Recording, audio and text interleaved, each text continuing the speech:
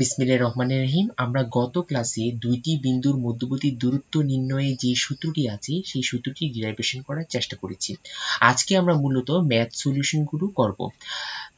দূরত্ব নির্ণয়ের জন্য দুইটি সূত্র আছে। প্রথম সূত্রটি আমরা গতকালকে ডিরাইভেশন করেছি, এটা হলো কার্টেসীয় স্থানাঙ্কের ক্ষেত্রে দূরত্ব নির্ণয়ের সূত্র। আর নিচের লাইনে আমরা দেখতে পাচ্ছি পোলার বিন্দু দূরত্ব নির্ণয়ের যে সূত্রটি রয়েছে, সেই পোলার বিন্দু দেওয়া থাকলে কিভাবে আমরা দূরত্ব নির্ণয় করতে পারবো, অথবা পোলার বিন্দু থেকে কার্টেসীয়তে নেওয়ার ফলে কার্টেসীয়র দূরত্বটাও আমরা কি করতে পারি, বের করতে পারি। তাহলে শুরু করা যাক। স্ক্রিনে আমরা দুইটি ম্যাথ দেখতে পাচ্ছি, খুবই সিম্পল দুটি ম্যাথ। এই দুইটি ম্যাথে আমরা দেখতে পাচ্ছি যে দুইটি বিন্দু দেওয়া আছে, এই বিন্দু সমূহের মধ্যে দূরত্ব বের করতে হবে। প্রথম ম্যাথটি আমরা ইজিলি করতে পারি। প্রথমটি দূরত্ব নির্ণয় ভুজদ্বয়ের অন্তর আর কুটিদ্বয়ের অন্তর। তাহলে আমরা লিখতে পারি যে 4 + 2 হোল স্কোয়ার আর 5 মাইনাসে প্লাস 3 হোল স্কোয়ার। তাহলে কি হবে 6 স্কোয়ার প্লাস 8 স্কোয়ার। তাহলে আমরা ইজিলি এই ম্যাথটা কি করতে পারি, সমাধান করতে পারি। আমরা এখন নেক্সট ম্যাথের দিকে যাই। নেক্সট ম্যাথডটা দেখতে পাচ্ছি যে ab স্কয়ার 2ab একটি বিন্দু আর ab স্কয়ার 2ac একটি বিন্দু, এদের মধ্যে মধ্যবর্তী দূরত্ব। ঠিক একইভাবে ভুজদ্বয়ের অন্তর হোল স্কয়ার আর কুটিদ্বয়ের অন্তর হোল স্কয়ার। ভুজ কত ab স্কয়ার, দ্বিতীয় বিন্দুর ভুজ হলো ab স্কয়ার হোল স্কয়ার, আর প্রথম বিন্দুর কুটি হলো 2ab আর পরের বিন্দুর 2ac, এটাও হোল স্কয়ার দিয়ে ফেলবো। ঠিক আছে, এখন আমাদের ab স্কয়ার 0 হয়ে যায়। তাহলে এখানে আমরা দেখতে পারি 0 square 2ab minus 2ac whole square. তাহলে এখানে অনলি থাকবে 2ab minus 2ac whole square, root স্কয়ারে কাটা যাওয়ার পরে 2ab মাইনাস 2ac, আমরা যদি 2a কমন নিই তাহলে b মাইনাস c, এর মাধ্যমে সহজে ম্যাথটি করা যায়। তাহলে আমরা নেক্সটে আরেকটি ম্যাথ করি, তাহলে আমাদের এই টপিকসটা শেষ হয়ে যাবে। এটা খুবই সিম্পল একটা টপিকস, বেশি একটা কঠিন নয়।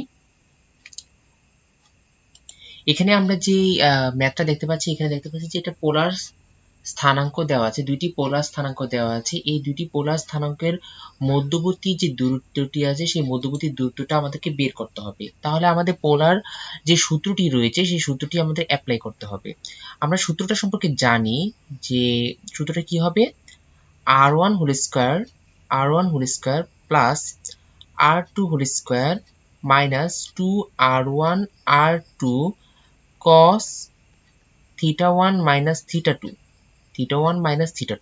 তাহলে এই সমীকরণের ভিতরে আমরা মানটা বসিয়ে দেব, এখানে উপরে যে মানগুলো দেওয়া আছে। তাহলে কি হবে 3 square plus 2 square minus 2 into 3 into 2 cos 120 minus 60, যার ফলে আমাদের ভ্যালুটা আসবে 9 প্লাস 4 মাইনাস 2 দুগুণে 4 3 4 12 cos 60 ডিগ্রি।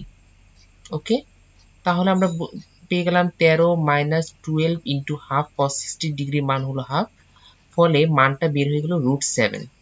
এটাই অ্যান্সার। তাহলে আমরা যে কোনো সময় যখন পোলার আর সমীকরণ দেওয়া থাকবে অর্থাৎ পোলার স্থানাঙ্ক দেওয়া থাকবে, পোলার স্থানাঙ্ক থেকে পোলার স্থানাঙ্কের মধ্যবর্তী দূরত্বটা বের করতে পারবো। এছাড়া আমরা যদি পোলার স্থানাঙ্ককে কার্তেশীয় স্থানাঙ্কে পরিবর্তন করতে পারি, সেই কার্তেশীয় সমীকরণের মধ্যবর্তী দূরত্ব বের করলেও একই পরিমাণে রেজাল্ট দিবে। এখন আমরা বাহুর দৈর্ঘ্য নির্ণয়ের মাধ্যমে ত্রিভুজের প্রকারভেদ, চতুর্ভুজের প্রকারভেদ নির্ণয়ের পদ্ধতিগুলো দেখব। অর্থাৎ আমরা প্রথমে বাহুর দৈর্ঘ্য, ত্রিভুজ হোক অথবা চতুর্ভুজ হোক, তার বাহুর দৈর্ঘ্য বের করব এবং তার মাধ্যমে আমরা নির্ণয় করব সেটা কোন ধরনের ত্রিভুজ অথবা কোন ধরনের চতুর্ভুজের মধ্যে পড়বে। যেমন আমরা এখানে বলতে পারি যে ABC একটি ত্রিভুজ, যেই ত্রিভুজটি সমবাহু ত্রিভুজ হতে পারে, সমদ্বিবাহু ত্রিভুজ হতে পারে, বিষমবাহু ত্রিভুজ হতে পারে, সমকোণী ত্রিভুজ হতে পারে, সমদ্বিবাহু সমকোণী ত্রিভুজ হতে পারে। এখন এটি কোন টাইপের ত্রিভুজ তা নির্ভর করছে তার তিনটি বাহু নির্ণয়ের উপর।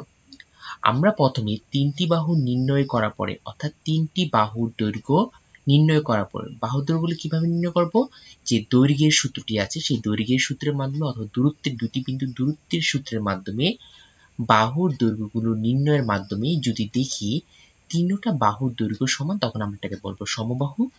যদি দুইটি বাহুর দৈর্ঘ্য সমান হয়, তৃতীয় বাহুটির সাথে অসমান হয়, তবে সেটা সমদ্বিবাহু ত্রিভুজ।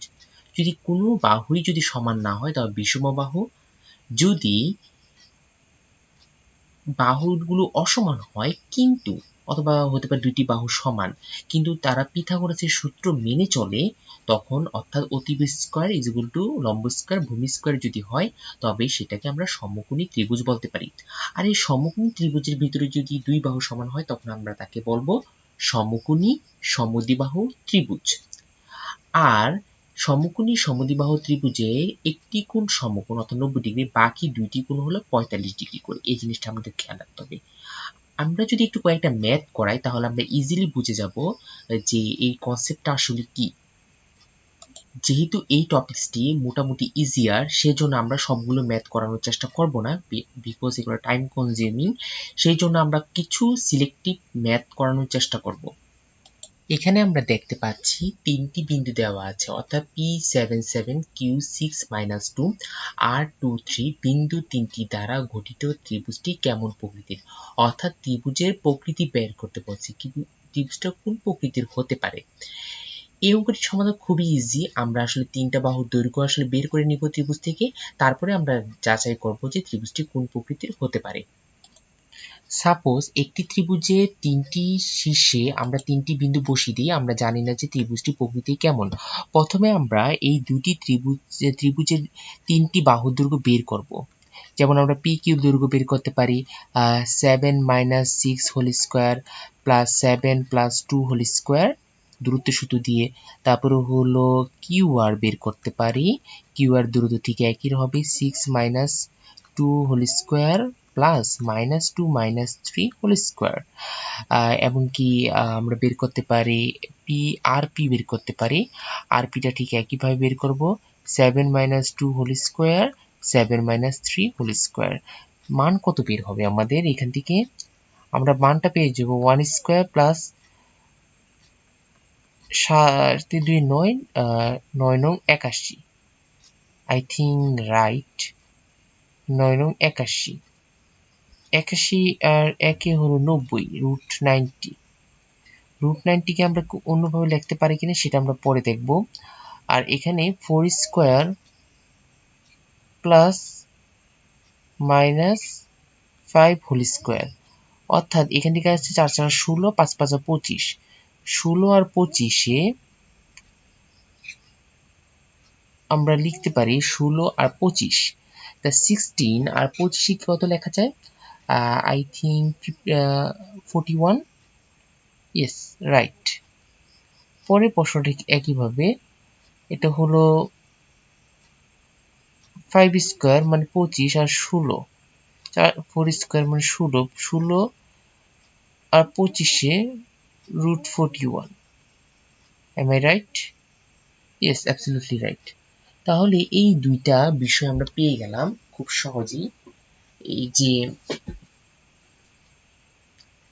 এই অংশটা হয়েছে না, এই অংশটা আমাদের হয় না, এটা হলো 81 আর 1 82 হবে। Sorry, I am absolutely sorry, যেটা 81 আর 1 82 হবে।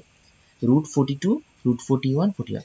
আমরা এখানে দেখতে পাচ্ছি যে কিউ আর এবং আর পির একটু খেয়াল করি, একটু নোটিস করলে আমরা বুঝতে পারবো। আমরা কালারটা চেঞ্জ করি তাহলে আমরা ইজিলি বুঝাতে পারবো যে এখানে কিউ আর এবং আর পির দৈর্ঘ্য সমান, কিন্তু পি আর এর দৈর্ঘ্যটা একটু বড়। যেহেতু দুইটা বাহুর দৈর্ঘ্য সমান, এই দুইটা বাহুর দৈর্ঘ্য যেহেতু সমান, সেজন্য আমরা বলতে পারি এটা সমদ্বিবাহু ত্রিভুজ। এখন আমরা একটু সেকেন্ড বার ভেরিফিকেশন করব যে এটা অন্য কোনো ত্রিভুজের প্রকারভেদে পড়ছে কিনা। সেই জন্য এটা হতে পারে তো সমকোণী ত্রিভুজ, সেজন্য আমরা সেকেন্ড ভেরিফিকেশন করব। সেকেন্ড ভেরিফিকেশনের জন্য আমাদের যে ম্যাথের যে রেজাল্টটি বের হলো তাদেরকে আমরা বসাবো। সাপোজ আমি যেহেতু বড় বাহুটাকে অতিভুজ ধরে নিই। P Q whole square is equal to R P whole square plus R Q whole square. তাহলে √41 whole square plus √41 whole square. তাহলে কত হচ্ছে 41 প্লাস 41 ইজ ইকুয়াল টু 82। আর আমরা পি কিউ স্কয়ার যদি করি √82 হোল স্কয়ার, তাহলে 82। তো 82 সমান হয়ে গেছে, অর্থাৎ পিথাগোরাসের সূত্র যেহেতু এখানে মান্য করেছে, তাহলে আমরা এখান থেকে সহজেই বলতে পারি যে এটা একটা সমকোণী ত্রিভুজ, পাশাপাশি সমদ্বিবাহু ত্রিভুজ। তাহলে এই ধারণা থেকে আমরা কি বলতে পারি, কোন ত্রিভুজ কোনটা সমকোণ, এটাও তো আমাদেরকে ধারণা নিতে হবে। কিন্তু বাস্তবিকতায় আমাদের চিত্র আঁকাটা মোটেও হয় নাই। তাও আমরা একটু গ্যাস করি, বলি কোনটা সমকোণ। এটা হলো 90 ডিগ্রি হবে। এর পাশে যে দুইটা কোণ রয়েছে সেটা হলো 45 ডিগ্রি করে হবে, কারণ আমরা সমদ্বিবাহু ত্রিভুজের বিপরীত দুইটি কোণ পরস্পর সমান। সেই জন্য ওই দুইটা কোণ 45 45 90, আর 90 হলো মোটামুটি 180। এভাবে করে আমরা সমাধান করতে পারি। তাহলে এটা সমদ্বিবাহু সমকোণী ত্রিভুজ। যদি এটা তিনটা বাহু সমান হতো তাহলে এটা আমরা বলবো সমবাহু ত্রিভুজ, তখন প্রত্যেকটা কোণ 60 ডিগ্রি হতো। এভাবে আমরা যে কোনো বাহুর দৈর্ঘ্য নির্ণয়ের মাধ্যমে ত্রিভুজের প্রকারভেদ, অর্থাৎ ত্রিভুজের বৈশিষ্ট্য, ত্রিভুজের প্রকৃতিটা নির্দিষ্ট করতে পারি। তারপর আমরা দূরত্ব বের করার মাধ্যমে বিভিন্ন চতুর্ভুজের ডিফারেন্সিয়েশন করা, অর্থাৎ কোনটা কোন প্রকারের চতুর্ভুজ সেটা বের করার যে টেকনিকটা রয়েছে সেটা দেখব। এখানে দেখতে পাচ্ছি যে আমরা এক সিরিয়ালে এটি সাজিয়েছি বর্গ, আয়তক্ষেত্র, সামুদ্রিক, রম্বস এবং ট্রাপিজিয়াম। আমরা কিভাবে একটি দৈর্ঘ্য বের করার মাধ্যমে চতুর্ভুজে, প্রথমটা হলো আমরা দৈর্ঘ্য বের করে নিব। দৈর্ঘ্য বের করার পরে যদি আমরা সাপোজ মনে করলাম যে সেটা হয়ে গেল বর্গ, অথবা তারপর হলো রম্বস হতে পারে, আয়তক্ষেত্র হতে পারে, সামুদ্রিক হতে পারে। যদি চারটি বাহুই আমরা যদি A B B C C এ এবং কি এ ডি চারটি বাহু বের করি, চারটি বাহু যদি সমান হয় তাহলে পসিবিলিটি আছে দুইটা চতুর্ভুজ হওয়ার জন্য। সেই দুইটা চতুর্ভুজ মূলত কি, একটি হলো বর্গ যদি চারটি বাহু সমান হয়, অথবা রম্বস। এই দুইটা হওয়ার পসিবিলিটি আছে। বর্গ হবে কখন, যখন আমরা চারটি বাহু সমান হবে তখন আমরা একটি কর্ণ টানবো, অর্থাৎ A B C D, AC কর্ণ টানবো। এসি কর্ণের পরে এ বি সি ডি সমকোণী ত্রিভুজ উৎপন্ন হবে। তখন আমরা পিথাগোরাসের যে সূত্রটি রয়েছে সেটি অ্যাপ্লাই করব।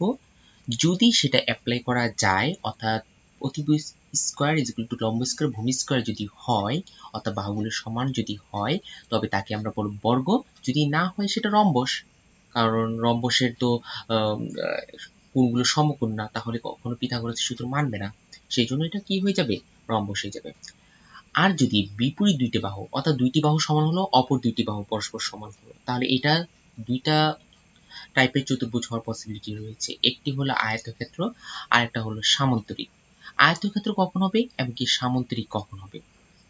আয়তক্ষেত্র তখন হবে যখন বিপরীত দুইটি বাহু পরস্পর সমান হবে, কিন্তু আমরা যদি এর মধ্যে যেটা কর্ণ টেনে, আগের মতো এসি কর্ণ টেনে যদি পিথাগোরাসের সূত্র অ্যাপ্লাই করি, সেটা যদি পিথাগোরাসের সূত্র অ্যাপ্লাই করা যায় তবে সেটা হবে আয়তক্ষেত্র, না হয় সামুদ্রিক হবে।